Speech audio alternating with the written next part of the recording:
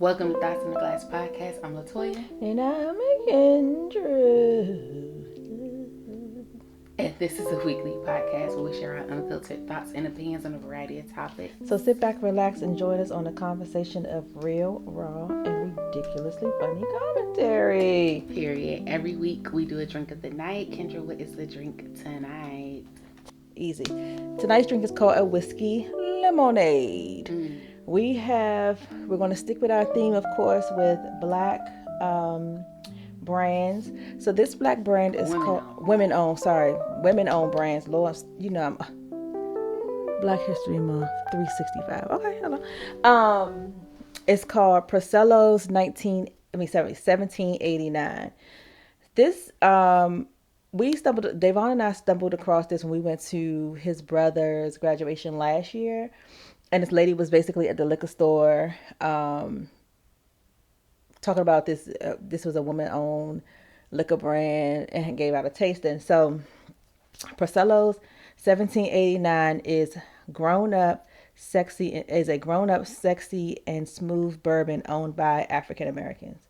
Purcell's 1989, an American straight bourbon with a signature small batch owning its distinctive warm spice and subtle flavors to be aged for 30 months in a 30-gallon new charred American white oak barrel, resulting in a smooth taste of 1789.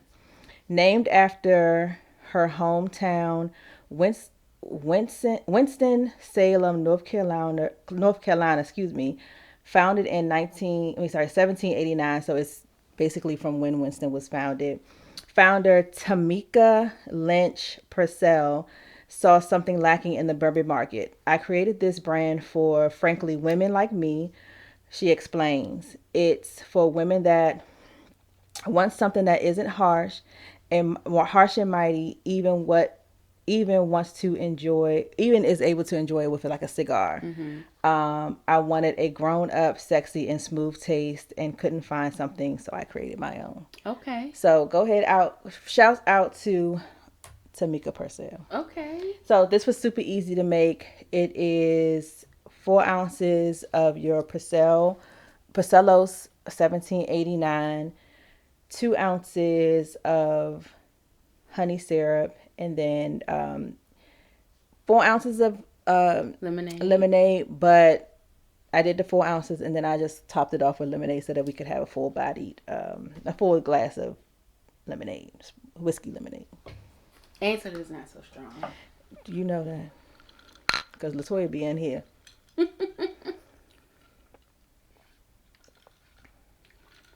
It's good. It's very like not too much, not too in your face. It definitely gives her explanation of it is on point.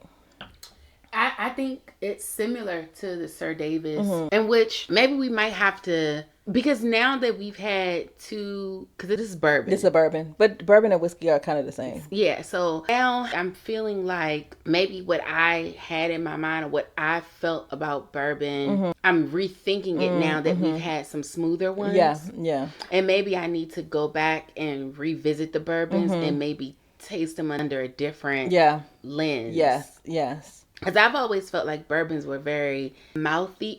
I don't know how to describe this, y'all, but you know how it makes your mouth tingly. Yeah, like when you have like pineapples or something. Yeah. Don't bite me back. Exactly. Always felt like whiskeys and bourbons kind of had that bite where it fills your mouth, but it also burns your throat. And maybe it's because we're having them in a cocktail. Yeah. Because with these, I don't feel that. Maybe off camera we could just taste it by itself. Yeah. And so I think I do need to go back and maybe taste some bourbons to see how is it now. Yeah. Is it just that my palate has refined, or is it that I'm having higher quality bourbons, so I don't get that feeling? And then also maybe it's because, like she said, women have felt the same way. It's too much. So creating a Sir Davis or Purcell's is dialing that back so that women can enjoy it. Yeah. I recommend though. It's very good. To be honest, this drink that you made, I know we added a lot of extra, lemonade, but I don't even really taste the bourbon for like it's there. Yeah. But it's very subtle. Yeah. It's very subtle. Yeah. Anyway. Anywho. What have you been? Well, I'll start. Okay. So I wanted to talk about this last week, but we just had so much to catch up on that a lot of the things that we had kind of gets bumped said. Down. Exactly. Yeah. Yep. So I didn't even tell y'all what I was reading.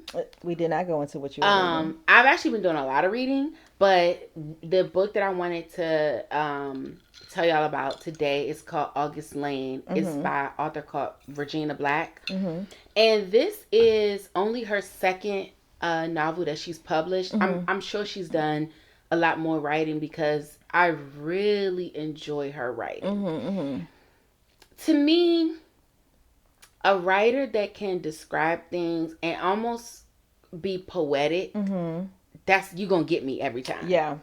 And a writer that can describe emotions without being so on the nose. I love a good, set the scene for me. Yes. Instead of telling me she was depressed, I love a good, while soaking it, not even that, but like, the pill bottle was half empty. Her head was super heavy. She barely raised her head. She opened up one eye to look at the child that came into the room. Like, tell me she's depressed without telling me she's depressed. Right. I mean, that sounds like she on drugs to me. But whatever the case may be, like me as the reader, tell me what's going on and so that I can let visualize me decide it. where she's at. I will say I love that because depending on your purview in life, it navigates how exactly you see that person. And sometimes you need to just say, he was angry. Sometimes you need to just say that. Yeah. But I'm not. I think for me, when I'm reading, I feel like authors think you're dumb. Yeah, I think when they say you can almost see the steam rising. Yeah, it's like, oh, that man was peeled. He's hot. He peels. Yeah. So it's like I'm not dumb. That. Yeah. So give me the tools and let my brain visualize what I want to see and puzzle piece it together. Yeah. You know what I mean? Don't just tell me everything like I'm a baby and I can't take social cues or I can't figure it out. Yeah. And Regina Black, to me, she does that really well. This story is about Black country singers, which I like. And it's a love story. It's a romance. So basically these two... So it starts off with this really popular Black country singer woman, and she's going back, she's getting inducted into the Hall of Fame, and she's going back to do this celebratory concert in her hometown. There's a guy from her hometown that kind of got it out the mud and made it. This guy went to school with her daughter, and he left the town and went on like America's Got Talent type of show and boosted his career from there. But he had one hit song and then ended up fizzling out in his career. Well, come to find out, she calls on him to be a part of this showcase because they're from the same town. But come to find out, him and her daughter have history. And so the book explores that relationship and what's going on with them. And the daughter does some things to basically block this guy from having success. And I'm not spoiling it for y'all purposefully, but you go through why she would do that. What's her beef with him that she would block him from having a tremendous amount of success? And so it's a really cute story, very well written. I really like Regina Black as an author. The other book that I read was Catch the Sun by... I'm forgetting this damn girl's name. And I'm only bringing this up because we're going to talk to the author during book club. Oh, nice. What is her daggone name? Jennifer Hartman. So Catch the Sun by Jennifer Hartman. Jennifer Hartman is known for, she did a book called, I don't know why, it must be the Perry. Because I can't seem to remember nothing all of a sudden. The Perry will snatch it out your brain so fast and throw it like a speedball down the daggone pike. And I don't know, I feel like I don't normally have that problem, but here lately, because you laughed at me. I know, that's why. Because you laughed at me, and the Perry said, "Oh, do we think it's funny? Let's see how funny we can all be." So Jennifer Hartman is known for her book Still Beating. That made it to the New York Times bestseller list. That was a dark romance. This book, Catch the Sun, is not a dark romance. It's actually a light romance. There is some dark things that happen. Like there's some death, there's some sexual assault, there's some things like that happen. But I also recommend that one. It's good. Jennifer Hartman is a white author. Regina Black is a Black author. Both women for Women's History Month. And I'm only bringing up Catch the Sun because we're going to talk to Jennifer Hartman, my book club, the one in Virginia, we're going to have her on a video call. Oh, nice. And get to talk to her about the book. So that'll be cool. Nice. And I'll let y'all know next week how that went or whatever. But so that's what I have been reading. I haven't really been watching anything else. Still getting caught up on Cross. What have you been watching? So I feel like you have all the intellectual conversation, and I'd be like, TV. No. I mean, the books ain't nothing but TV in written form. But it's still, you get to see vocabulary. Okay. This one, you just see action. Okay. Action. All right, so I am dibbling and dabbling into, I'm moving from a little bit of Hulu behind. Mm-hmm. Of course, I'm still watching Paradise. But I went and got my facial maybe a couple weeks ago, mm-hmm. and my esthetician was like, we were talking about different shows. She was like, have you watched The Pitt? We talked about The Pitt. And I was like, no, I ain't watching no Pitt, girl. I don't watch no medical. I mean, I do, because I be watching the crazy lady that lost her. Anyway. I was like, let me just see. Let's see what they talking about. And she was like, and they in the second season, so now you could binge the first season. I love a good, they've already done a whole season to let me know if I want to continue. Everybody sit back and put your seatbelts on. Because The Pitt ain't nothing to play with. You hear me? It's won a lot of awards. People saying it's really good. The Pitt is nothing. Mm. So your regular shows, like and things like that. What's the other one? Well, Grey's Anatomy. It focuses a lot sometimes on the outside of medicine. Like, you doing stuff in medicine, but it's more about the relationships within the medicine stuff, right? Mm-hmm. The Pitt is about the medicine. It's about the medicine and the complexities of people trying to, number one, it's a hospital that's not making a lot of money, that's in a majority low income space. So it's always overcrowded. The wait for the hospital the wait for emergency can be up to 8 to 12 hours waiting to be seen. Mm-hmm. Then you could be seen. If they realize you'll be all right, you go back to the waiting room with whatever. And it's just a whole landscape. So a lot of shows that I watch, they'll have a thing. What's the one that Black Ball dude is in? Is it Holmes? Oh no, Sherlock. What's his that's what his sidekick. Whatever his name is. Damn, it's right Sherlock there. Holmes and Doctor. He's a doctor. Anyway, his stuff is like, it's focused on one person. Right. And it goes on. So is most of the shows is always all focused on one person, and they trying to fix this one person. Mm-hmm. Well, the hospital, you have, so the season is basically one day. Mm-hmm. So it's a 12-hour shift. Mm-hmm. So it's only 12 episodes. And it goes from episode 1 is 8 to 9 to 10 and moving forward. When I tell you the way that, first of all, it grabs you in, because he comes in the beginning, walks up, he's like, where's the doctor that's on call? So it's daytime. Mm-hmm. He walks upstairs, the doctor on call is standing on the edge of the hospital. He's like, about to jump off? So he's like, man, don't jump. And he's like, it's been a fucking day. And so he's like, if you do this on my shift, it's just not going to be a good look. I'm going to need you to pull it together. And he's like, and what are you doing here? So you're trying to figure out, well, why is everybody asking, what are you doing here? Right. He definitely looks like he's disheveled. Mm-hmm. But what are you doing here? And when they usually start with that, it's a backstory that they're going to get you. Yeah. I ain't going to tell y'all all the business, but episode 1, I saw a penis and a vagina and a baby coming out of it. And I'm not talking about this plastic. Mm-hmm. You saw the pulsations of the baby coming out, the hair around. Oh, wow. You saw the things. Wow. The camera said, I'm here in your coochie. That you have, so I'll give you the landscape of what's going on. So you have a doctor who is the doctor, not even the doctor on call, whatever it's called, basically the head of the department. Mm-hmm. Then you have the head charge nurse that kind of helps the circus. You have another black doctor who's under the main doctor, which is, so Dr. Robbie's the main doctor. You have a charge nurse, she's Dana. And then you have another doctor that was sitting on the top of the roof. His name is Dr. Jack. And so now you're going into the residents. One doctor who's coming on, and she's from the VA. Mm-hmm. She's still in her residency program, but she just transferred. So she's kind of new into this whole thing. But you could tell she's on the spectrum a little bit. Mm-hmm. Her backstory, her sister is I don't think they're twins, but her sister is fully on the spectrum. She takes care of her. So this is what caused her to leave the VA, let's say in DC, and move to, I believe this is set in Chicago, I believe. So she's there. So she's a full-fledged doctor. Then you have Dr. Frank, find out he pill popping and stealing drugs. using patients' names to steal drugs.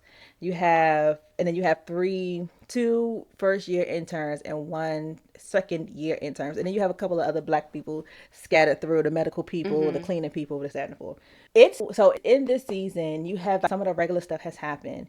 And then all of a sudden, catastrophe, where there's a music festival. Thank you. There's a music festival and there is a attack on a music festival. There's a masked person that's shooting up the music festival. In the beginning, you see him give Dr. Robbie, the main person, tickets to his stepson to this music festival. Oh, wow. So now he's calling the son like, what's going on? And so are you safe? Nobody's answering because now it's chaos.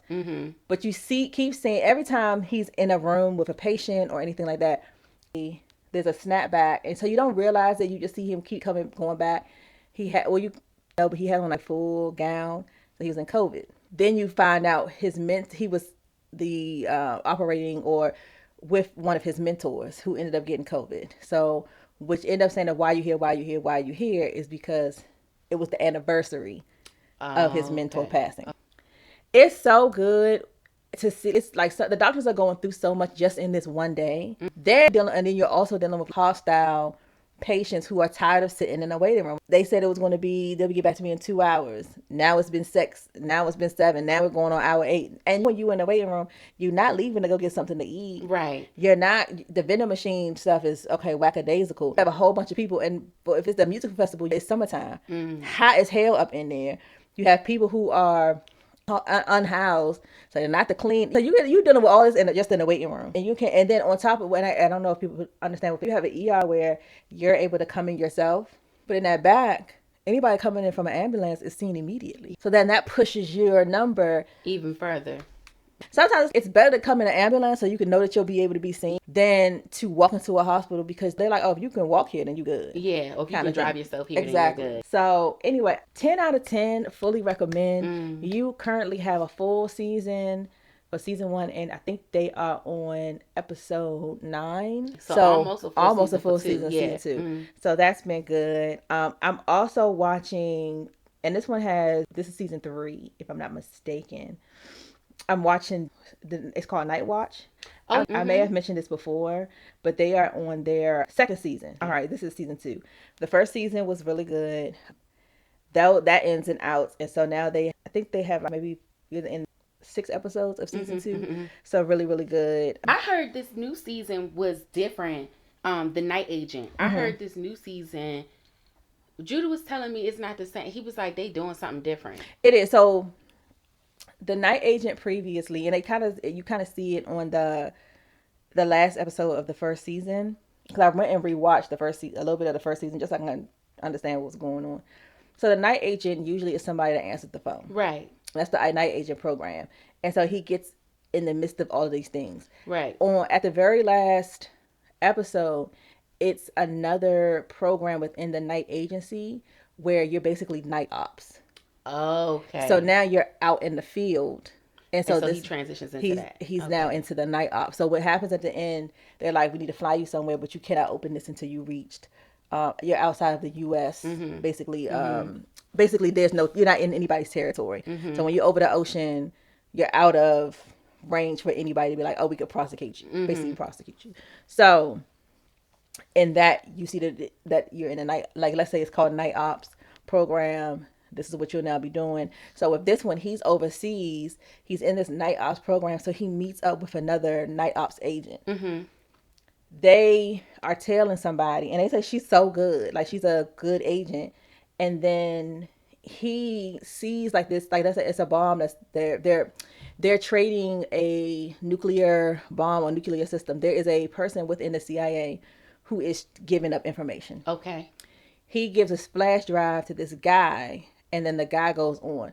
But he sees within, while he's tailing somebody, he sees another guy, and you could tell people that stand out, because I saw him too. He had on an all-white suit, and let's say they're in Milan, right? But it's nighttime. So, nighttime, it's not even in club attire. Yeah. He looked like he needed to be in Brazil. He got the whole hat on and stuff like that. You're standing out. So he saw him, but kept with the target that he was on. But you're right down with keep it. Keep it. Let's put it back here. she's walking. She realizes, I don't know. So then he sees the guy move fast and then sees somebody else come up with a gun. So he knows that he's now been burned. Yeah. She's like, he calls on her radio like, hey, I've been burned, and he's running. The moment he says that, the people that she's looking at, they turn around and look at her. So now she's running.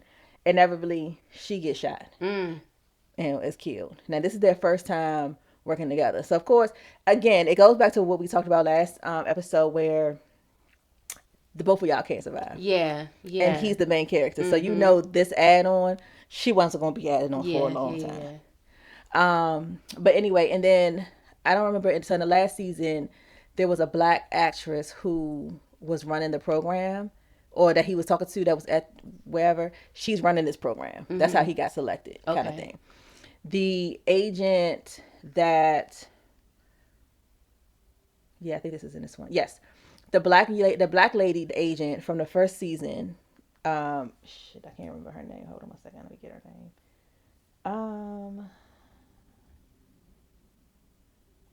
Amanda Warren. So you have Amanda Warren, who was Catherine Weaver. Okay. She was the like CIA-ish undercover person. But the other black lady was Chelsea. Her character is Chelsea Arrington. She was under at that time.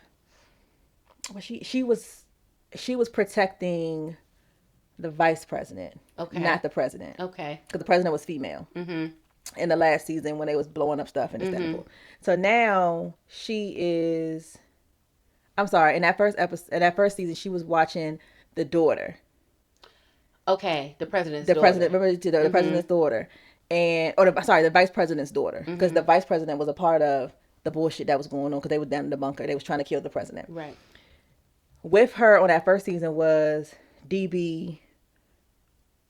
Oh, Watson. Woodside. That is Woodside. Okay. Yeah. That's Golden Brooks' baby daddy. Yes. Yeah. So Watson, that's the name of the TV show. It is the name. Here we go, full circle. Full circle.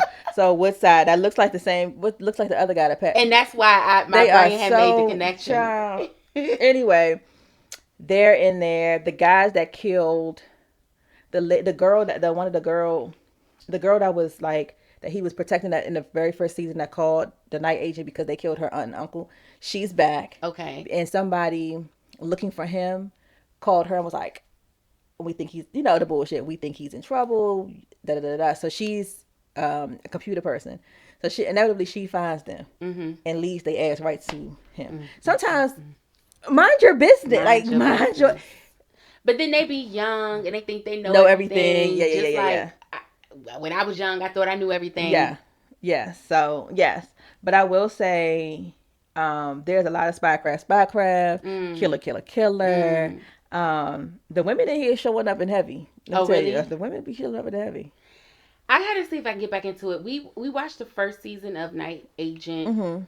And I don't know, by the end, I was kind of getting bored with it. Yeah. So I gotta see if I can kind of get back into it. Do you watch Mayor of Kingstown? No, I started watching that. I watched the first of all, I don't like the way it's shot. It's very gloomy to me. Yeah, it is. I don't like that. It is. I like him as an actor. I can't think of his name. But he wanted to Bourne. Killer. He is Bourne. No. He's I know him from the Marvel thing. He's in Bourne. He's in it, but he's not the main character. Yes, he is.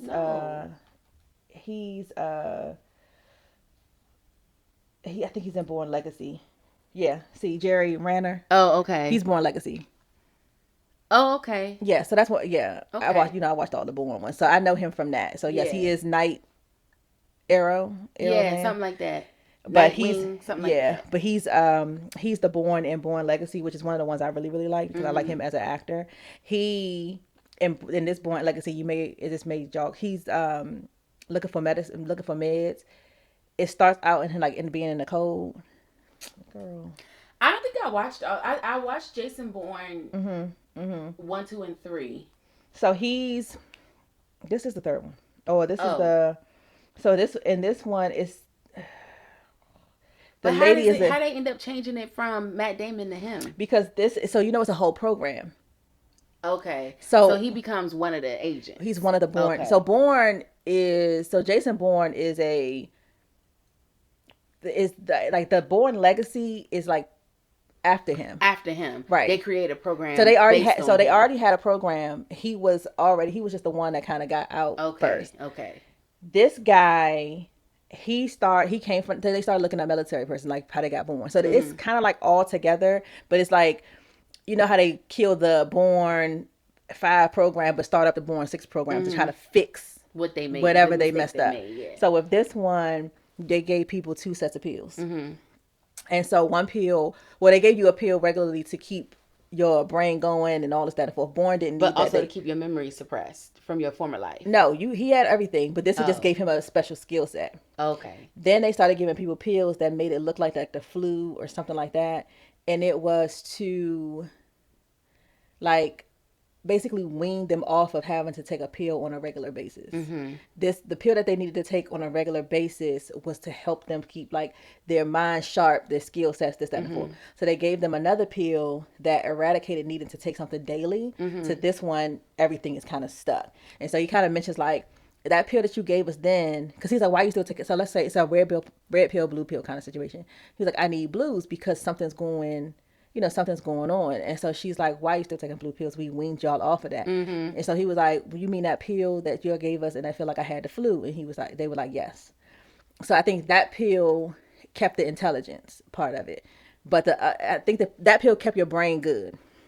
I think they needed another pill, like a yellow pill, to kind of keep you in fighting shape kind of thing. Okay. And what was happening to him, or vice versa, but whatever was happening to him, he no longer had pills.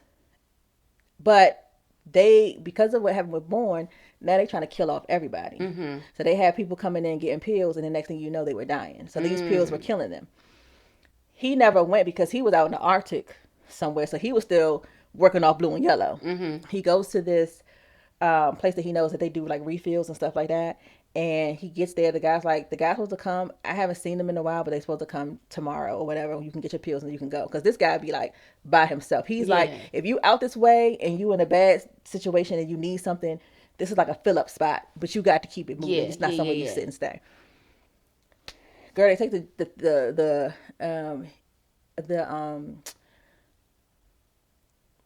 it's not a sniper, but it's like it's a craft that's super quiet. And he's like, you hear that? And he can hear, like they have, what's the face hearing? Like, yeah. So he supersonic hearing. Yeah. So he can hear it. And he's like, you hear that? And so the other guy was like, yeah. And when he said, yeah, he's like, I need to go back in the house to get with it. Because he knows something's coming. So he runs back in the house. Bourne, he's like, I ain't got nothing in there. So I'm about to run. He runs. His name is Aaron Cross. Aaron Cross running, and then the thing come in. Bomb. The shed. The little cabin thing. So they thinking, and all of them have a chip in them for them to be able to be tracked. So they're like, they know they got one sensor is gone. They still see another sensor. So then he ends up putting something like some metal over top of it, and that blocks the signal. And they're in the wilderness, and he knows where he's seen a pack of wolves. He blocks it until he gets close to where he saw the pack of wolves, cuts it out.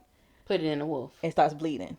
So, the wolves are like, we've been hungry for a minute. Hey, that's time. So their wolves come. He's like making as if he can't do anything, like kind of antagonizing them. One comes up to him and he takes the thing out and puts it has the wolf swallow it. So now he running. The wolf running on this side of him. He running on this side. And so they think that it's Bourne because he's running with him. Yes. Yeah. They end up doing the bombing or whatever. So they like, okay, now that signal is gone. So now he gets his little sniper rifle and he tracks it. And then he shoots it down. They're like, well, what happened? They was like, I don't know. Maybe it hit a tree. So when they came out to do the looking around, he was already gone. But then he realized, so then he remembers the lady, goes to the lady house because they about to kill the lady that was in the thing. So he goes, and I think they come and have a conversation with her. And then she's like, so, because they killed her husband. So what ended up happening is the guy that she was living with, her, dude, he's in the medical thing as well. They're both in this laboratory. They give him something and he go in and kill everybody in the lab. Wow. So then she's spared, or somebody ends up killing him, whatever. They come asking her questions like, "What happened? You're the only survivor." Da, da, da, da, da. He sees that they're there. He's done killed the people that's around there. Goes, protects her, kills her. Bob, I mean, not kills her, protects her. They go to the factory where all the pills are made. She gets him the pill that basically you don't have to take any more pills. You are together. Yeah. But to get that, you go through this whole feat. Like your body has to get used to it. So anyway, long story short, that's where I know him from. Okay. But yeah, so with Mayor of Kingstown. Yeah. I only mentioned it because Judah was watching it and he really liked it, and y'all tend to like the same type of shows. Yeah. I couldn't stick with it. Yeah. I watched a few episodes. I don't like the dreary. I don't like watching dreary pictures, like the lens of it. And then I don't, as much as I like crime shows, I don't like when you got to do a whole lot of crime to stay. Oh yeah, in it. Like you doing too much. He's certainly corrupt. Yes, and I know he was never supposed to be like. He was trying not to. Yes, but he just ended up getting sucked into that. Exactly. So that but I may get back into it. It's really good. And you know what ends up happening? I couldn't stick with it. A year from now, I'll be like, "Girl, guess what I'm watching." People say it's really good, but I couldn't stick with it. But I know, like I said, y'all like similar shows, so I was like, well, maybe she would like that. I might gotta get back with it. So the theme for Women's History Month is leading the change, women shaping a sustainable future. This theme highlights women that are rebuilding systems for long-term sustainability across environmental, economic, and social justice. Right? And you know, like we normally do like Black women. That's like where we focus. So I was researching this to try to figure out, okay, who are some Black women that are like doing things when it comes to like sustainability. Yeah. And I came across this woman named Lydia Simmons. Okay. I had never heard of her before, but like I said, I'm doing my research. And so she's the CEO of 2 health tech firms. So the first one is MOO, M-O-O, stands for Mom's Official Objective. And this company is a line of supplements that help with different things that you would need. I don't want to say like prenatal vitamins, but basically they're rich in superfoods and like different supplements that we need as women. Yes. And their other business is called Motherocracy, which is a tracking app dedicated to bridging the gap between new moms and postpartum. And that was interesting to me because I know you went through that. We know a lot of women that kind of go through it, and it's not really talked about a lot. And the Mediocrity app, basically, she went through her own postpartum, and she kind of felt like she just was not receiving any of the help that she. It was like a shock to her. Yeah. That she wasn't really receiving any support through that, and so she developed this app to just. Right now, it's just a tracker, but I think that's helpful, and you could speak more to this. Going through things and not realizing that that's a part of postpartum. Where you could have an app that says like, hey, if you're feeling like this, you know, usually within the, 3 to 6 week mark, you might start having these feelings. Or usually, this will happen or that'll happen or whatever. To me, it just kind of feels like, okay, I'm not alone. I'm not crazy. Yeah. This is normal. This is a part of the process. There may not be anything that you can do, but just to know that like, okay, I just had a baby 6 weeks ago. So if I'm feeling a certain kind of way, that's okay. Versus like, I don't know what's wrong with me. Yeah. So all of this, Lydia Simmons is the Black person that I found that was kind of doing things when it in the tech world, because she's building these apps, but also economic, environmental, social justice. It all goes hand in hand. It's a social justice for women. Yeah. So this really made me think about women's health because we talk about Perry. A couple episodes ago, you were asking people like, are you going through it? Because there's a lot that we just don't know and we just don't talk about. What I found shocking, or what surprised me, and y'all know that I've never birthed a child, so I just didn't know this. So you could have up to, on average, about 16 prenatal appointments before you have that baby. Usually one a month, and then more often as you get closer to having that baby. I did not know this, and correct me if I'm wrong, but according to Google, you typically only get one postpartum appointment. That's correct. 8 weeks. So if you have a C-section, you'll get 2. And the 2 is only because the first one is to check your incision. Mm-hmm. That's it. And then you have your regular 6-week checkup. Right. Which is how you feel. Right. Let me make sure that all of your pieces are there. Now you can have sex. Crazy. And so as I'm looking this up, a lot of women were saying the mental health check that they do for women who, like, we know postpartum depression is a thing. We know that women have a significant decrease in all these hormones that have ramped up during the pregnancy. And basically they're like, the doctor will ask you, are you having suicidal thoughts? Yes or no? And the thing is, and that's basically it. And this is the other part. And it's hard to explain with trying to log into an app, because people think postpartum is when you have depression. Right. So my postpartum with Jonathan came out as high anxiety, mm-hmm. not eating, mm-hmm. very work focused. Mm-hmm. And you would think that I was like... But those are signs of depression. But what I'm saying is, when you think of somebody saying they got postpartum depression, you think that, oh, now they home, they just sleeping, they're depressed. Yeah. The vision of depressed is low functioning. Mm-hmm. People, like, when I realized, like, when I started looking it up for myself, and this was like after I've been kind of tripping a little lately. Now, this is when I realized for myself. You've been going through this, and now your brain is finally getting to a point where you're like, why are you tripping with me? But you've been tripping for weeks. Exactly. Months. Even. And then part of that also is at that time, which doesn't help, because now it gives you reason to feel this way, because you are your first yes person. So nothing is your fault, because you are telling yourself that it's somebody else. So at that time, which this stuff wasn't my fault, at that time, found out that his dad was having another baby, possibly cheat. So it was other things. So that compounded it. Mm-hmm. So my mind's like, oh, you feeling like this, or you're upset, or you're anxious, or you're this, because now you got to go to the courthouse and file for child support. Mm-hmm. Now you got to go to the courthouse and get custody. Now you're going to court with your... So now I'm thinking, this is because this nigga doing all this bullshit. Yeah. And I'm at the time where I'm still tired. I'm still breastfeeding. I'm still trying to do all these things. And you're just making my life... You doing too much. Excuse me. With Joshua, it was kind of the same thing. But... Excuse me. Ooh. It's, for me, it was like being in a movie theater watching my life and I'm in the dream. Mm-hmm. And so I didn't see, and this is the other thing, not living with somebody. I had the kids and they doing their own thing. I'm still functioning. I'm still going to work. I'm doing the thing. I didn't see Davon's face. To me, it was like I saw a body and it was a cloud around his... I didn't see his face. I had Joshua in April. I tell you, I had him the 26th.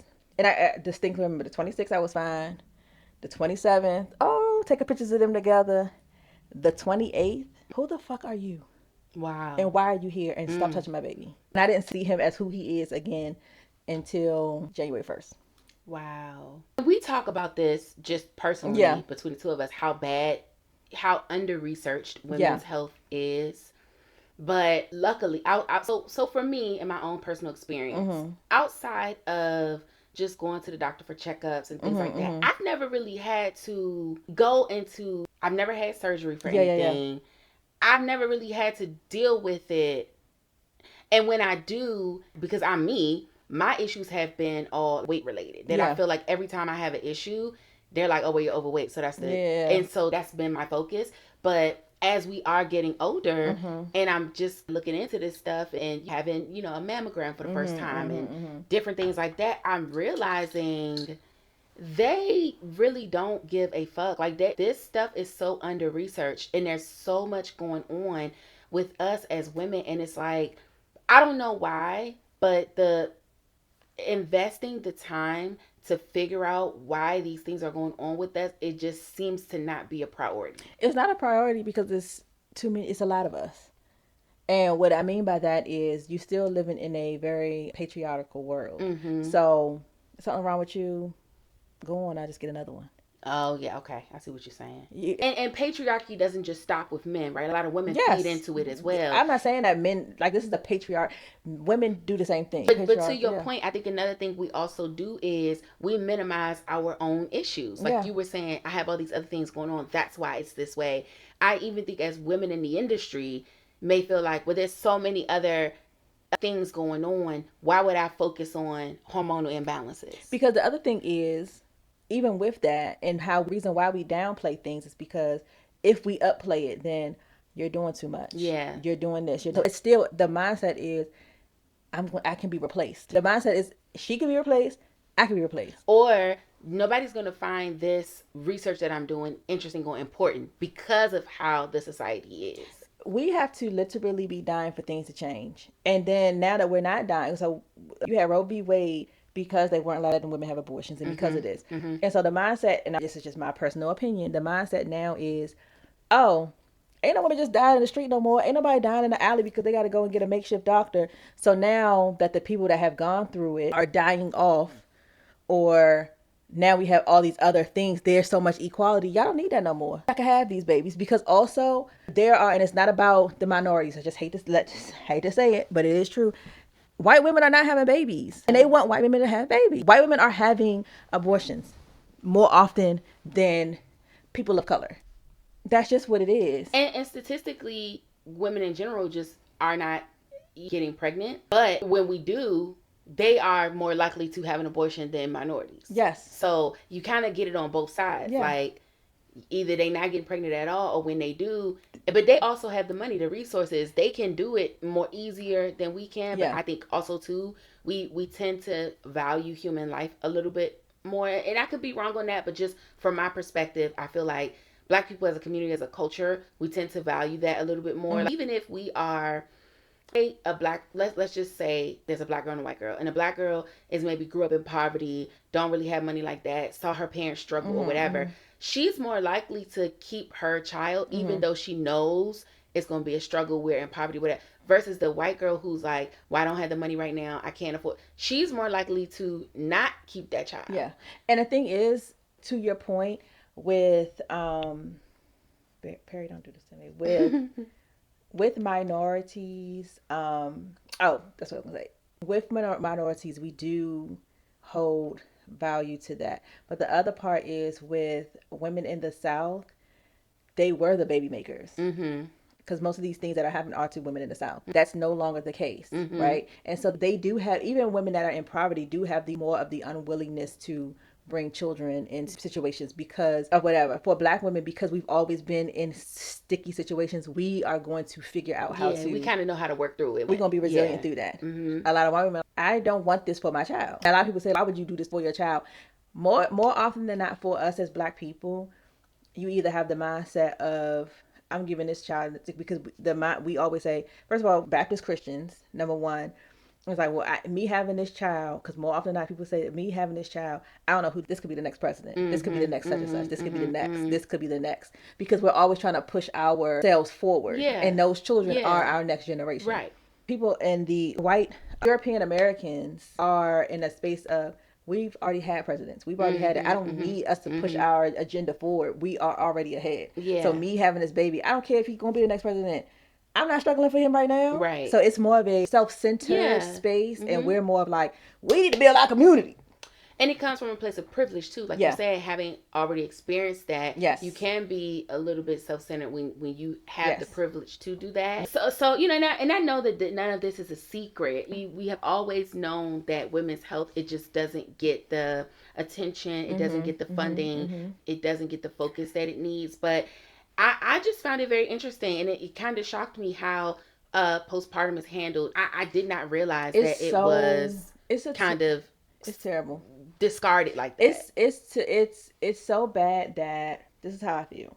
If you know that postpartum is as bad as it is, there's no postpartum clinics to say, hey, you just had a baby. Because I'll say, I think it's in Canada or somewhere else. Basically, anywhere else other than the Americas. First of all, you get a year off. At 6 weeks, number one, at 6 weeks, you're being forced to leave your child because more than likely you don't have family to keep them. So you're leaving them in the hands of a center or a stranger. Basically, either a stranger or even a home facility. If you know somebody, it's still not you. You also you're going back to work sleep deprived. And it's the thing, even if you have like time saved up, it depends on the job. They have FMLA, but that's still leave without pay, but it guarantees your job. And so you get 8 weeks if you have a C-section, 6 weeks if you have a regular birth. Wow. I tell you what, I went from, and I was talking to, and finally, and this is what the other thing that with postpartum and for men, especially, I mean, the men that you don't have a relationship with and they go about their business, it's not much they can do. I mean, not much you could do about that. But those husbands and boyfriends that are in the picture, you have to talk to people. You have to talk to each other. Yeah. Because one of the things that happened with Davon and I, we ended up breaking up because and then if you've had postpartum before, it don't show up the same. Yeah. So with Jonathan, he out here his dad floundering around doing whatever he's doing. I only had to focus on my kids, right? I was doing all the things by myself. With Davon being in the picture, it shows up as like control, and I'm literally, and he asked me, and we've now talked about it recently. We actually talked about it recently over Valentine's Day, because we talked about having another child, and he's like, one of his either his friends or somebody that he cut his hair, and he was like, but if she had not gone through postpartum, would y'all have more kids? He was like, oh, we would have been having more kids. So I was like, well, what? I said, we always talk about what happened with me. Like, how did you feel? Yeah. And he was like, I would ask you, and that, like, even my thinking now, like, stuff, questions I'm asking, he's like, I did that. He said, I asked you, like, what's going on? And you was like, I don't know what's going on. I'm just like that, right? And literally, inside of my body, it felt like static. Yeah. I mean, and it was no way for him to know this. But even to ask somebody what's going on and expect a rational response, like when you're, not that I've ever been there, but I can imagine when you're in that mode, you don't know. You don't even know how to articulate. So then later on, after January, like, we were having a conversation, and so now I'm kind of back to myself. I'm goofing off, having a time. So one of his either clients or friends came in to get their hair cut, and they were like, yeah, I think he finally started opening up to people, and they were like, oh yeah, my wife went through postpartum for my wife went through a postpartum for a year where it was just her and the baby, and I was basically non-existent. And then somebody else was like, yeah, I just did I just stayed out of her way. And so when he would talk about what he experienced with me, they was like, yeah, sounds about right. Sounds like she's in postpartum. Yeah. Sounds about right. So I explained to him what my backstory was from with Jonathan. Now we're doing he's like, none of the stuff that you said you was doing is the same. Is the same. And so one of his friends was going through it. I'm like, man, I think I'm gonna just leave her because she tripping, this, that, and four. And he said, just give her just whatever she's going through. Whenever she started arguing, whatever, she's right. You right, baby. Whatever you need. And so he said, I said it to him, and they're still together, getting ready to have another baby, whatever. And so I said, well, don't you wish that you had opened up more and had conversations and had a support system back then to be able to have somebody to talk to? Yeah. And because you are that for somebody else, and because you're that for somebody else, they are able to have a good relationship. Yeah. On the back end. And he was like, yeah. And I'm like, I don't understand why. I mean, I understand, but I think postpartum also should be put forth for men to understand. Not even for baby dads, because the way that, and this is what he said to me. He was like, Joshua was not checking for me at all. He would cry when I would hold him. Like, I would put him down, he'd be doing stuff, but when I would try to hold, like, stuff like that, he was like, he wouldn't even, he just ain't want nothing to do with me. He said, when you change towards me is when he changed towards me. So all of these things are interconnected. Yeah. And so to say after 6 weeks, oh, you're not thinking about committing suicide or you're killing your child, there's a whole other thing. Yeah, with that. I said, you go from your hormones being all the way up here, literally, it takes you not even 9 months. It really takes, after you get out of that, after 16 weeks, after you get out of that nausea and whatever, and they say, oh, you can kind of tell people when your body says, I'm not going to reject this baby. From 0 to 16 weeks, that's how long it takes for you to get your hormones all the way up here. Because that's about how long it takes for your placenta to fully be like, all right, we up in here. Yeah. Right? Say 16 weeks. It takes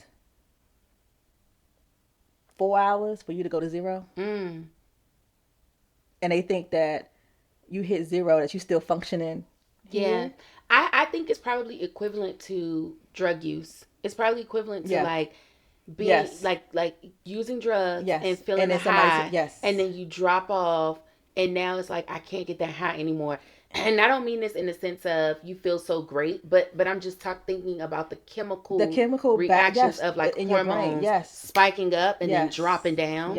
And how that can have an effect on people. And when you think about it that way, to me it's alarming that it's not treated with a little bit more care. Like you all have, we have clinics for people that are in recovery from drug use. But like you said, we don't have clinics for people who have experienced a tremendous drop in hormones after having a child, and they're just expected to be okay.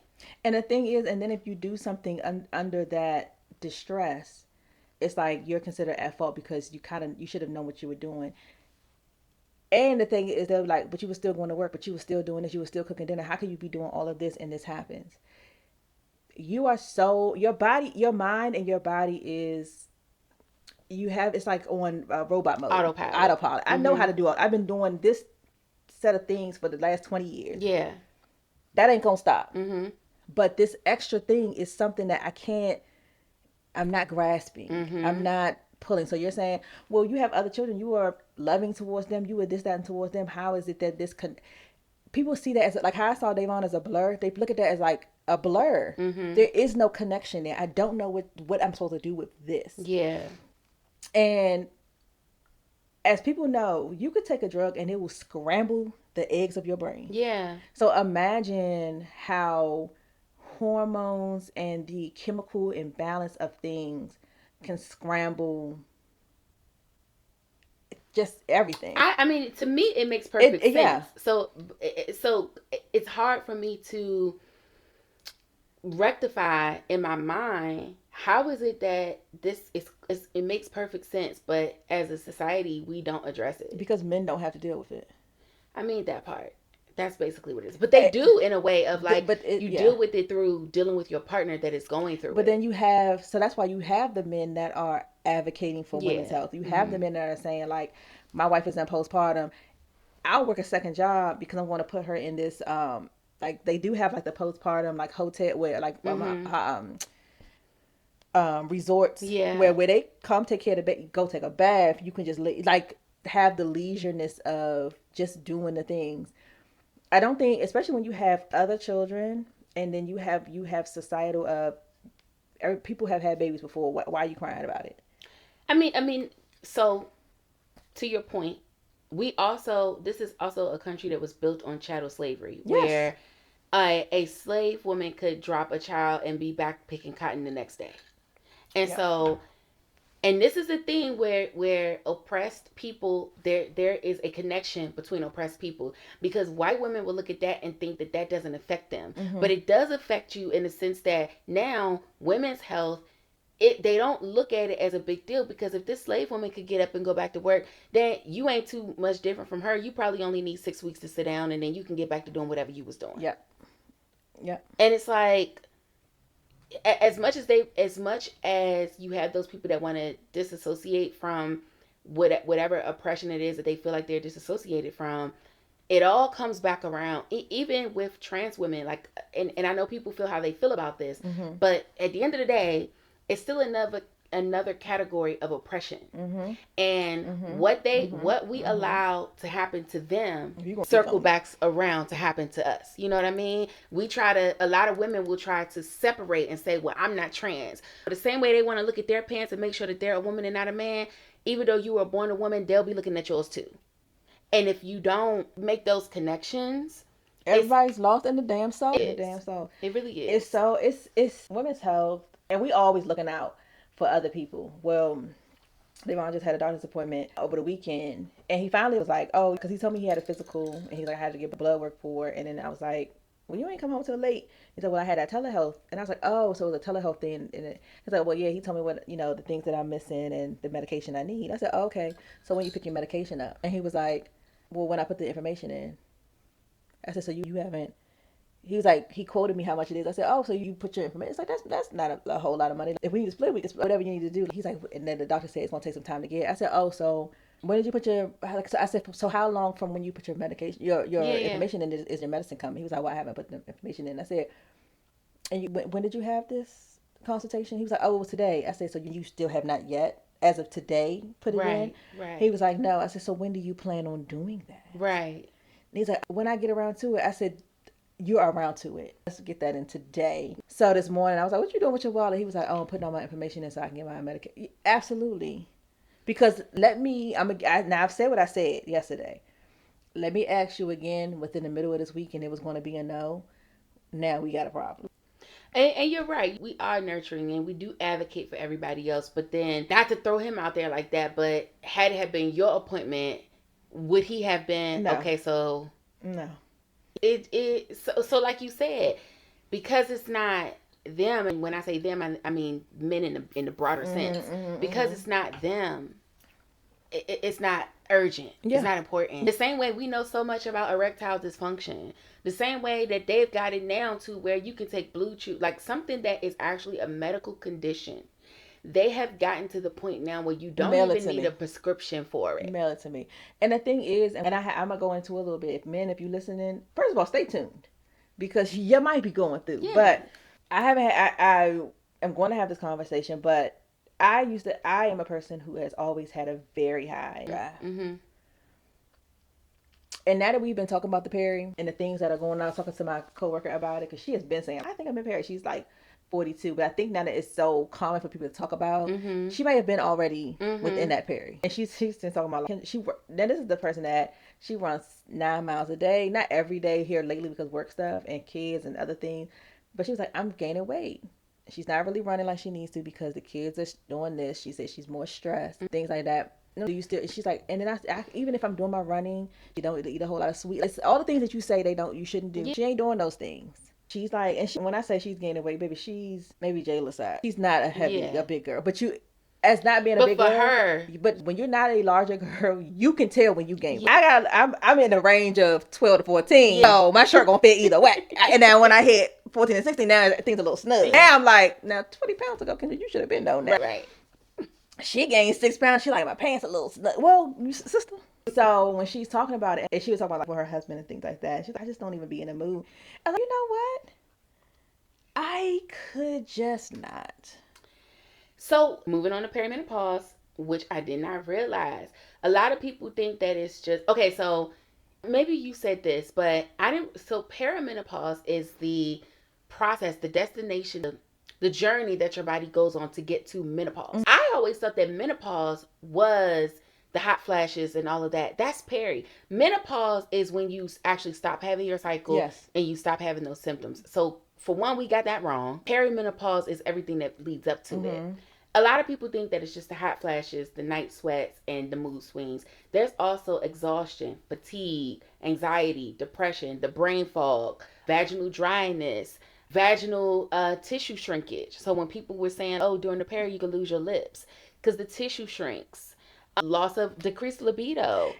All these things are a part of it, and nobody, I feel like the only thing people ever talks about is the hot flashes and maybe the night sweats, but all these other things people never really talked about, and you can have a mix and match.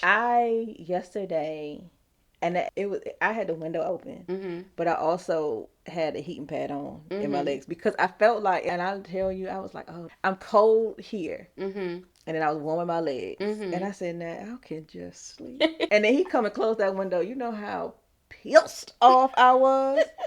I have been leaving out of work. It was 40 degrees when I left work on Friday. I had to take that coat. And for me to be anemic, and I'm usually always cold, girl, I take it.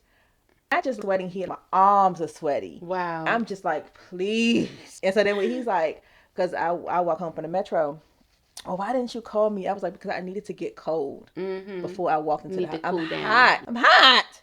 There's a lot to it. It's too much. And right now, really, I feel like what's that daggone Benjamin Button, and now I'm just evaporating. so the only really treatment for all of this, right, is hormone therapy. That comes with its own shit. And I saw this a couple weeks ago that they were saying that estrogen or synthetically produced estrogen is actually, what's the word they use when they're running out of it? Oh, I don't want to say what's the face like the dinosaurs or not instinct. Not we supposed to say instinct. Baby, we is whatever the case. Extinct, but what's the one where it's only a few of them? Yeah, that word. I know. That's to say not the dinosaurs, but the people like the lions and the right. Not endangered.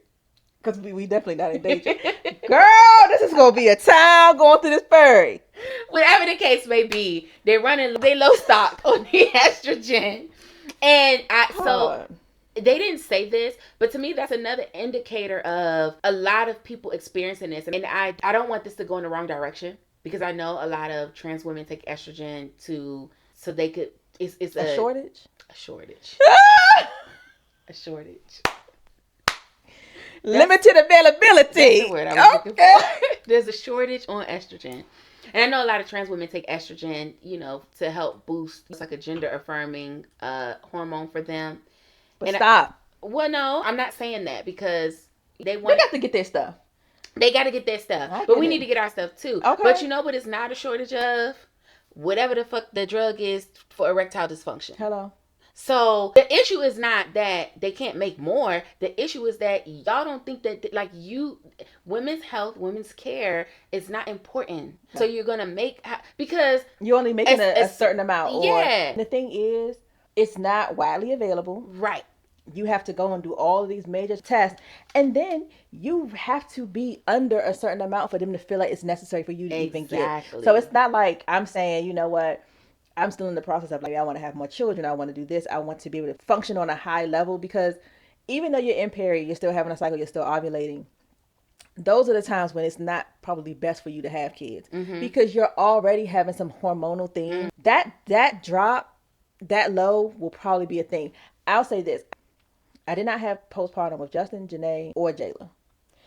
I was also in my 20s, my teens and my 20s. So my hormones, as you get older, you lose a lot of your eggs. You lose a lot. I think by 30, and that's why they call you geriatric. By 35, you lose half of your egg, like normal, no issues having eggs, right? So now you're more likely to have. That's why the older you are, you're more likely to have children with any like disabilities, things like that. On top of that, which I didn't know, even though men get sperm made daily, that old sac can create some issues too because that's some old sperm, defective sperm. But shit, poor baby. Because Perry said, "Why y'all talking about me?" Shut the hell up. Why y'all talking about me? I had a really good point. Really? No. I know some of y'all may think this is a joke. I had a really good point. I'm sure you did. I wouldn't have bring it up. Oh, it's like you have black girl vitamins. You have all these different vitamins that are on the shelves. And because now you have to go through all these different hoops to take off work, get your blood work done, get this done. If you know that this is something that is a thing, why isn't it a pill? Weight loss pills are becoming very widely spread. So that's what I was going to say. When Ozempic first came on the scene, and all the GLP-1s first came on the scene, it was hard to get them. But within a something year, kicked into gear, and they was pumping them things to the out. point that they have moved it from, you don't like needles, don't worry about it, because we can make pills now. And so this is, and like you said, that happened in we could maybe say 2 years time. So why is it that? But see, I could really go into it because y'all also fat phobic. Because when the fats out of here. Exactly. When it addresses something that you don't that you don't like as a society, now all of a sudden, we could do this, we could do that. Let me tell you something. We could work with it. If they said if women take estrogen, they lose weight, their breasts get bigger, they just become supermodels, and they want to have sex with you more often. They would be. I mean, when I tell you they would stop cancer research, they would stop it all. Yeah. Fix it now. They're going to say, on my watch, right. They go have what they need. Right, exactly. Get Flavor Flav on it. Exactly. And so I really think that that's the issue. I really think that because it doesn't affect men. Yes. No shade to men, but patriarchy. It doesn't affect them, and society as a whole has bought into this idea that it's not important. And so now we're sitting over here struggling, and damn near don't even want to talk about it. It's and like you were saying with your mom, like certain things they just didn't talk about. Yes. So like now we're asking our parents these questions, and they're like, "Girl, I don't know. We just and went the thing through is, it." and that's the thing. And so when she talks about it now, like she was like, when I asked about periods, she was like, no, she's like, I just was wondering why I didn't go through menopause.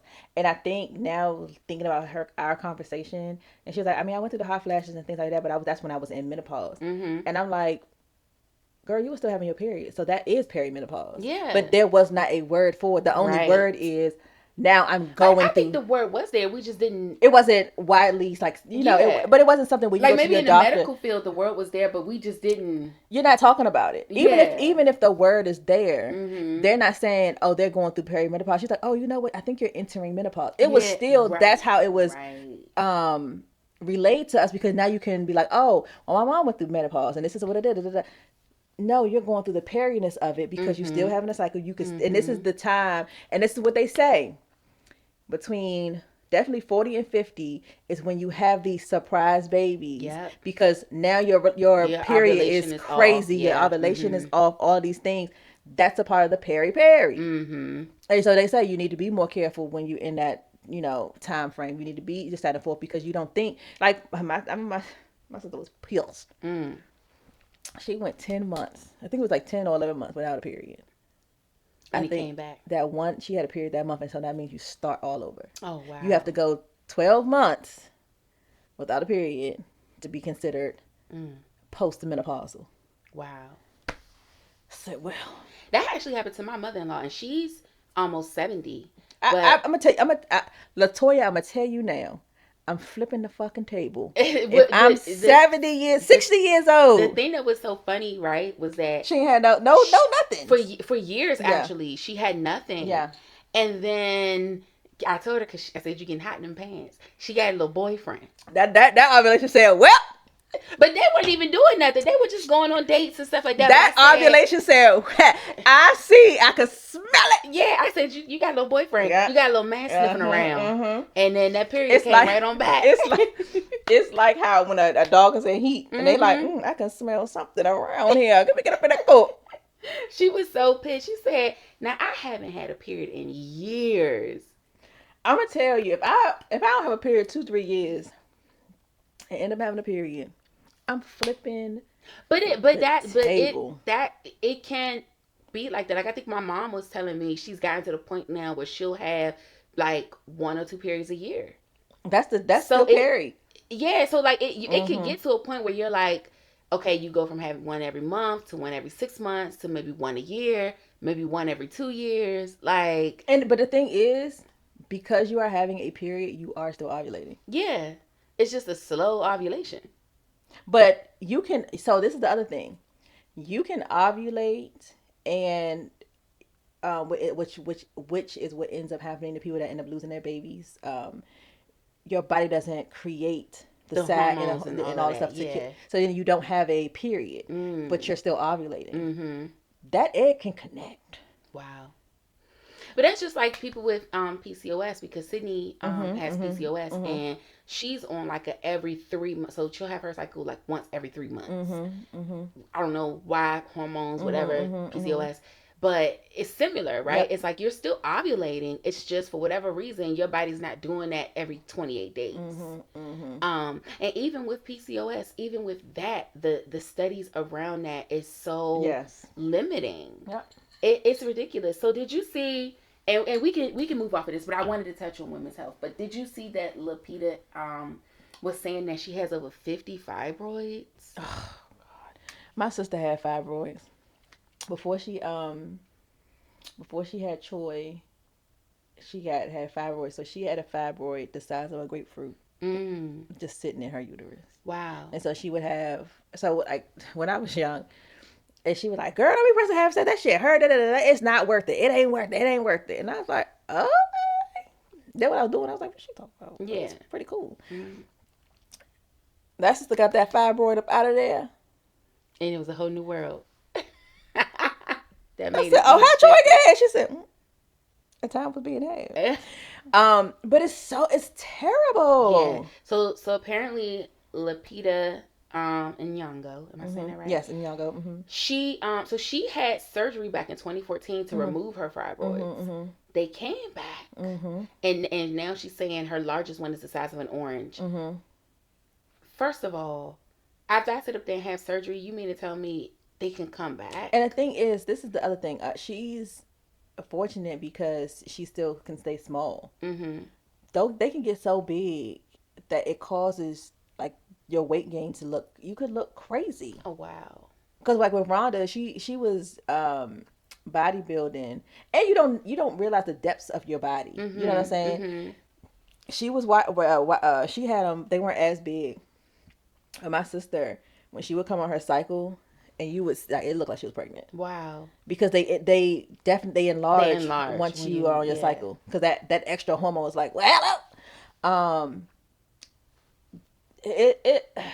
That cervical cancer, especially even I end up having polyps when I had my IUD in, and so now that's part of one of the symptoms that they say like, oh, you can end up with cervical cancer, this, that, and the fourth, because your body isn't meant to just have foreign objects.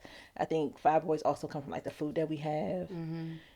They put in extra hormones and stuff like that in the food, and it's like we have to walk around with this. I know quite a few women who have had their uterus removed. You know what also pisses me off with that? What? You still have all of the phantom. Yeah, but then like this could be contributing as well. But then you still have to take the estrogen, right? Because your uterus is removed, so your body doesn't produce as much. It's a lot. It's to the point where I was watching. I don't know if we're not supposed to be watching this, y'all, but I'm watching it. Shits and Gigs. Okay. And he was asking, and it was just like a hypothetical, and he was like, hypothetically, if y'all found out that you had super high estrogen levels and not enough testosterone, would you take a shot to get your levels up to where you were? And so everybody's like, fuck yeah, like I'm gonna take that shot. And the other was like, nah, if I've already kind of been this way, I don't know what the difference is if I take this shot all of a sudden to actually feel like, well, I guess what a man's levels are supposed to be at whatever age. And I'm like, those are the type of guys where you end up having more issues because you don't want to do the preventative. Yeah. But to me, the first thing that comes to my mind is, hell yeah, you would take the shot because you feel like there's something negative. You feel that estrogen is associated with femininity, and you feel like there's something negative about being too feminine. Well, then I don't take it in that way when it comes to like medical. Not even that. When it comes to men, because it would be the same thing if somebody said to me, well, you have more testosterone than estrogen. As a biological woman, I know that might be affecting some things. Yeah, but I guess what I'm saying is, as women, our mindset is different, right? Like, I think we would do it just because we want to be healthy. Like Ellis was saying, if I didn't feel like anything was wrong with me, then I'm not just going to take it just to be like, oh, I'm a man, I need to take this. I think that the other guys are jumping straight to, yes, I would take it because they feel like there is something negative about being associated with femininity. That doesn't mean that it's not good for your health. I just think, for them, I think there's a social sacrifice that they would be making if they didn't do it. Well, but it would only be you knowing. Yeah. And I think that for any person who is a biological male or female, and the thought processes of, I don't have enough of something that makes me a man. And they didn't say anything about like, oh, now taking estrogen blockers or whatever. And I don't even think he put estrogen in it. I think it was like, you're playing, like your numbers are supposed to be 20 and you playing at a 10. Yeah.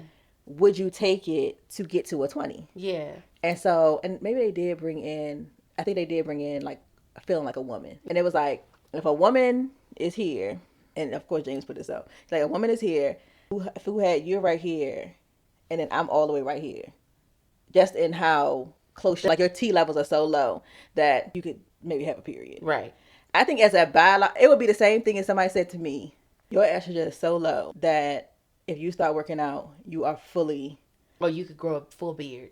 Baby, give me the estrogen today. today. I don't care how much waxing I could do. Yeah. I don't care how much laser surgery. If you don't pass the estrogen like they used to do, you hear me? Today, I don't care. Yeah, I mean, for health reasons, absolutely, right? And people should be. And I guess for me, it's also social. I refuse. And so this is what I'm saying. There's a social element to it as well. Because if they said, well, it really doesn't affect anything, but you'll just grow a beard. Get me out of here. It's the medication. But now, okay, and this is just taking it far, but what if they're like, you'll grow a beard, but you'll be able to lose weight quickly? Give me the estrogen. Really? But this is my point. There's a social cost. Because what I hear you saying is, I would rather keep my womanhood and look like a woman before I would take the being able to lose weight quicker. Yes, because losing weight is, even for some people, they be like, oh, well then I can wax, so I don't care, I'm gonna lose that weight. Yeah. I want to feel, I want to be. That's my point. I want to be. That's my point. And I feel like those men want to feel like a man. Yeah, and I think that, but that's also like it would be different if it was like, oh no, I cannot. If I feel like myself, even if I'm this close to being a woman, that's not like socially they wouldn't see that. That's just really about how you feel. Yeah. Now if they were like, you about close to getting a period, I'm gonna tell you something. Everybody gonna take, or and I don't even think, because men got boobs. Yeah. They have all of the same things that we have. There's no real, unless they saying your penis gonna turn into a vagina. It would have to be something so dramatically crazy. I think for women, and I watch the TikToks and I know the things, and it's not me. And it's not you. It is me. I don't have the inner, what's it called? Self-esteem. Oh, okay. I don't have the inner self-esteem to walk anywhere with a mustache. I agree. I mean, but there are some women in that situation, right? There are some women who are dealing with PCOS and things like that, and they have these hormonal imbalances, and they do have these mustaches and these beards. So like, they don't have a choice in the matter. This is what I'm saying. I don't have because that is not like, because I have not had that. If they said your levels are so low that is a possibility that is an effect, I don't have the esteem to be like, oh, I can deal with that. I mean, there's people other women in the world that have the same issue, and I can just lose weight. Baby, I don't have it for me to do. That's a hard one for me, because I feel like, as far as weight is concerned, I have always been thicker, so I'm kind of used to living with that. Yeah. I have not always had facial hair, even though I am starting to get a few whiskers now. So I saw me some little something. I said, "Oh God." I think the same. I probably would be like, "Nah, let me go ahead and take the estrogen." Let me take that estrogen. But then, what if it's like, okay, taking the estrogen, you're not gonna have a mustache, but you're gonna gain even more weight. Now I'm getting the DLP. I don't know. I can't be skinny with a mustache. I'm really gonna look like I already don't have no boobs, girl. What I look like? I think I'm like how the kids do. I'm just gonna be a big hairless, sexy bitch. Because I know how to deal with getting bigger. Right. I don't know how to, for somebody to be like, I can't be on my pain out here. I cannot be Shanae out here. No offense to anybody that's dealing with that. And this is what I'm saying. It's not y'all. I think dealing with that. When I watch some of the women that do the waxings and the things like that, and I'm just like, I'm so proud that y'all even had. Yeah, first of all, you putting yourself, which I would not be able to do. You're putting yourself online because you're putting focus to this. You also had to have, there's no way you're telling me you didn't have to do some self-work to get yourself to a place where you can, when you're walking out, that's a thing. But then also, so many grandmas and other people, especially as you get older, the whiskers come in, and they come in gray, baby. They do. They come in and they be like, oh, you lacking estrogen? Well, how do you do? You know? They in there, they be sitting there just like this, and they gonna be on the podcast. Grab your favorite drink. Girl. Oh, but I know people that have to deal with it, and I'm serious. I applaud that and the struggle, because there's also people like my coworker was talking about, she has PCOS. She a skinny white girl, and I was like, oh, what you doing with it? Yeah, but it may affect her in other ways. Like she may not have the weight gain or anything like that, but she may have extremely bad periods. Right, you know, like it shows up in different ways. Same like with with menopause, all the things. Yeah, it's too much. And I'm gonna tell you something. Having this perimenopause and trying to have my hair straight, baby, the back of this neck, it's giving south. Okay, it's giving wrap me up. I have been in the fields. Yeah, the scalp sweating. I don't know what you're gonna do about that. And the sides, they're not as long, so they'll be like straight and then poofy. I'm having the time. LaToya, I'm having the time.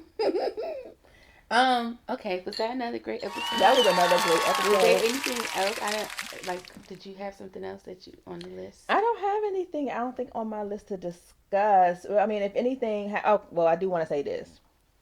And I'm just going to touch on it for a hot 2 seconds. Then Okay, we can touch on it. For the people who have made themselves, who have proclaimed themselves, like the person that is sitting to my right, as preppers, I need you all to get y'all list together. I'm not a prepper. I thought you said you was a prepper. You are. I mean, girl, I'm selling ass. That's my plan. Okay, well, unpreppers. The hell? Unpreppers, prepare yourself. We are possibly, and maybe this not. I'm keeping this coochie tight. That's my ticket out of here. Okay. I don't have nothing prepared but ass. Last week, I suck a little dick too. That's all I got. Last week, the United States, and we didn't get a chance to talk about this last week, and I wanted to bring it up, but the high was too high. Last week, the United States bombed Iran, and allegedly, as of today, when we're recording this, allegedly killed 9 children from us at a school because they thought it was a military base, and it was actually a school for girls. So 9 school kids for girls. Iran has bombed Dubai. North Korea is in the chat saying, Israel, you need to chill. Wow. China has entered the chat and said, Israel, you need to chill. If things do not simmer down, this is we're going to be in a World War III. Luckily for my children that I'm raising today, I don't have any boys that are old enough to be drafted. As of today, they don't like girls in the military as is, so both of the girls would be old enough to be drafted. Jill will be 17 this year. They don't do it immediately. Usually it happens after 2 years or whatever. Both of them will be of age. The draft ends at 35, I think. Okay. So Devon just ended the cusp. However, he does have a little brother. We were having this conversation, and he was like, he an only son. I said, that's your brother. He can't be an only son if that's your brother. And he has brothers on his dad's side as well. He is the only the only boy that's down there. Literally saying that about your brother is crazy. It's crazy work. Who are you? Where is the confusion? Hold your kids tight, especially because I would say this: the Iranian person, I think it's the government or whatever. He made it very clear, I got enough bombs to make this go for a while. Wow. And we all know how the Afghanistan war, and it was not pretty. And I think people have been putting things away just so that, because this has been talked about so much, of possible war, this possible war. After that one, I feel like people have been stockpiling some shit to really get themselves together. So whatever you need to do to prepare yourself, like, it's hard for things to be drastic here. However, shortages of stuff can happen quickly. Yeah.